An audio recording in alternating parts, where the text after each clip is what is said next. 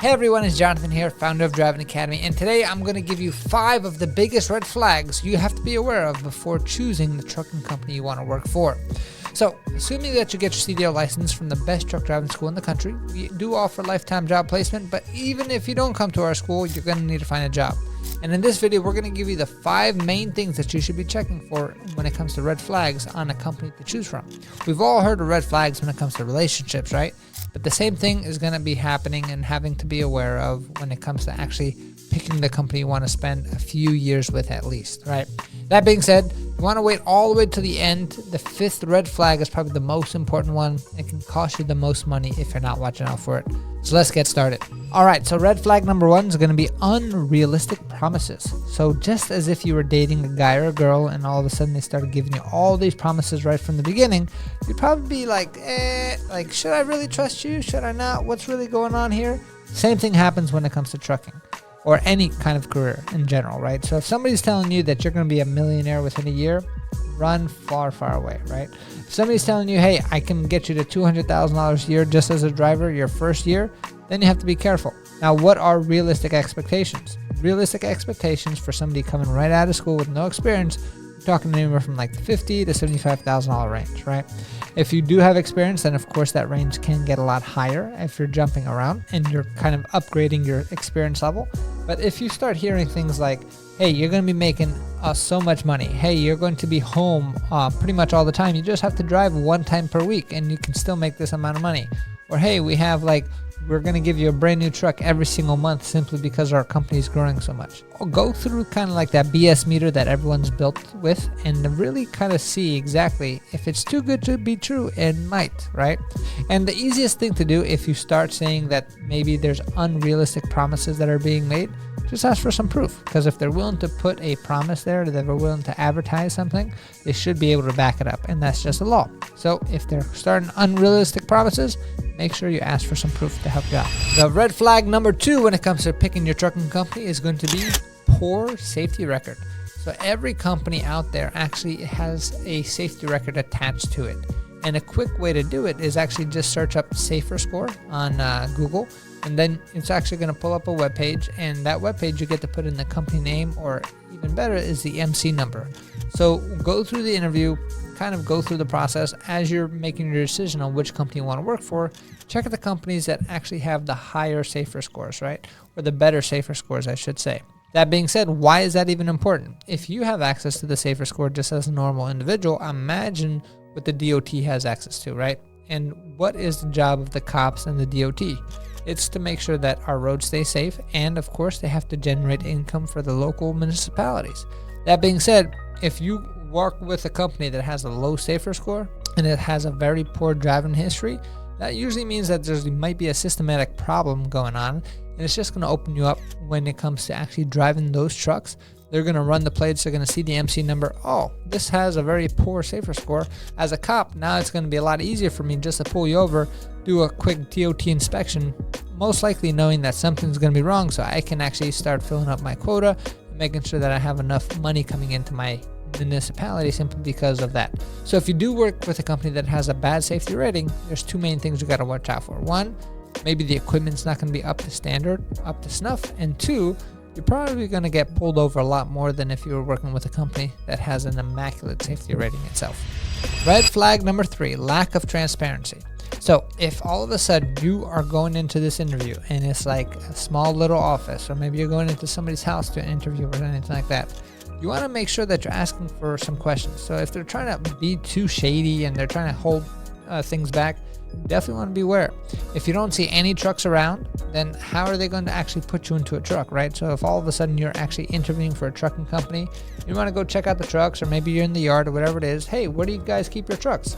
And then you're going to see the yard, drive by it itself. You want to verify whatever is happening or not happening, because think about it. If they're willing to hire you, that means they should have a truck there sitting to make sure that you're ready to rock and roll.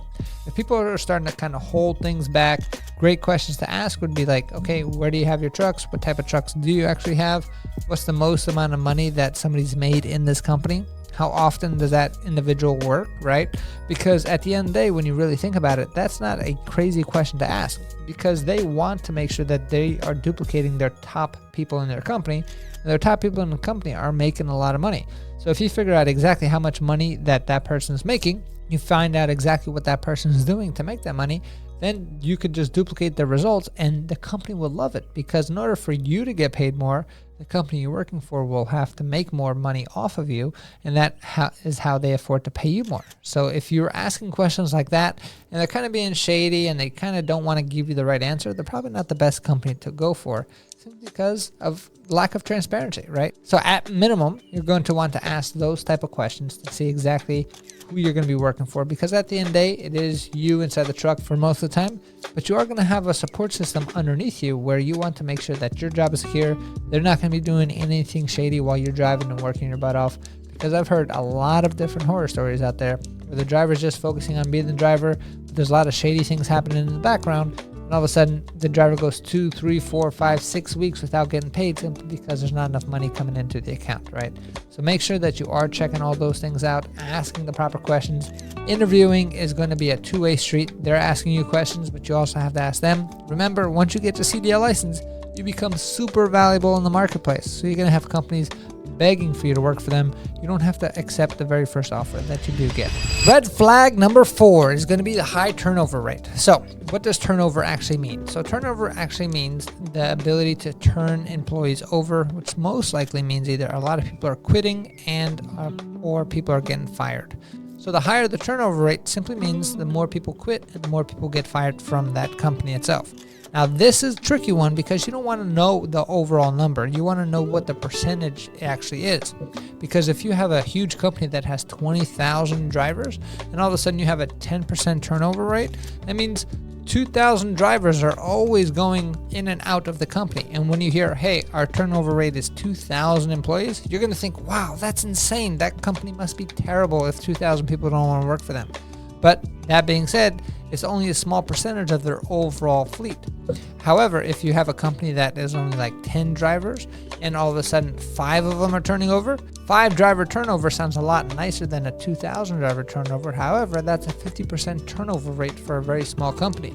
So that being said, which company would you rather go with? A company that has a 50% turnover rate or a company that has a 10% turnover rate, right? So you have to understand exactly what numbers are important to you, because that's just like a red flag. It doesn't mean, hey, you don't want to do it, simply because you want to make sure that it's easy to succeed, right? The one thing that we tell our team all the time is leadership simply means make it easy for others to succeed that are below you and that are beside you.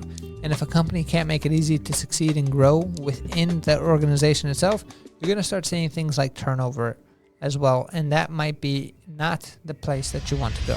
And the 5th and final and biggest red flag that you can potentially have is going to be contractual concerns. So when you get a contract in front of you, make sure you read it. Don't just sign. I've heard crazy horror stories of people who actually just sign contracts away, and all of a sudden what they realized is they signed a 2-year commitment with this company, and in the contract that says if you get quit or if you get fired, we have the ability to sue you for X amount of dollars, right? I've heard that number being like $5,000, $10,000, $15,000, and all of a sudden you have to pay that company to work for you, right? That being said, here at Driving Academy, we actually pride ourselves in getting people on the road to freedom. And freedom truly means choices, right? That's why we don't tell any of our graduates to actually sign up with any company that's going to make them sign a contract. Simply because they've invested in their own CDL training, so now they're free to choose where they want to go. We believe that it's a two-way street, as most things should be, right? We believe that you as a company driver should be working hard, doing the required necessary to continue to be within the company and within the company standards and continue to grow. And the second thing is we believe that the company should be working hard as well to create a system and a process and an environment where they want you to stay and you want to stay because of that, right? It's going to be mutually beneficial. Anytime that a company wants to make sure that you sign a contract, you're going to have to stay for an X amount of time, that just means that their standards, that how they're going to handle you, is probably going to be a little bit less than if they didn't, right? So that's why we believe in being truly free. You should invest into your own self, get yourself a CDL license. Now you're not tied to anybody, because there's a lot of people who kind of go the free route And I'll put that in quotations because simply, if you get a free CDL license, most of the time things come with strings attached, just like the first red flag, over-promising things that they can't really deliver. And nothing is really free out there. So even if you read those contracts, it's going to say, yeah, we'll get you a free CDL license, but now all of a sudden you have to work for this company for 2 years. And if you quit or get fired within that time period, we're then going to sue you for like $10,000, $15,000, $20,000 because that's all the training and all the investment that we put into you. And then that's just going to be a headache you don't want to deal with. That being said, those are the 5 biggest red flags when it comes to picking the right trucking company for you. If you have your CDL license, make sure you use this when you're going through your interviews. If you don't have your CDL license yet, that would be the first step. And I invite you to come on in for a school tour at any of our locations. Check out our website at cdldrivingacademy.com. Again, cdldrivingacademy.com. Find a location near you. If there's nothing around you yet, definitely check out our Linden facility. We're able to help out students nationwide. We're able to get you on the road to freedom. We're open up 7 days a week. All you need is $500 down to get started, and we can even show you guaranteed training programs where we can give you over 100 hours of training plus unlimited tries at the road test until you pass and get yourself a CDL license. Thank you very much, and I'll see you on the next video. Hey, thank you so much for watching this video. If you like it, make sure you hit that like button. Also, subscribe to our channel. It's really going to help us out. Click on that button. And if you want to continue yourself on your road to freedom, here's more videos to watch. There's endless amounts. Hopefully we get to see each other one day very soon. Thanks.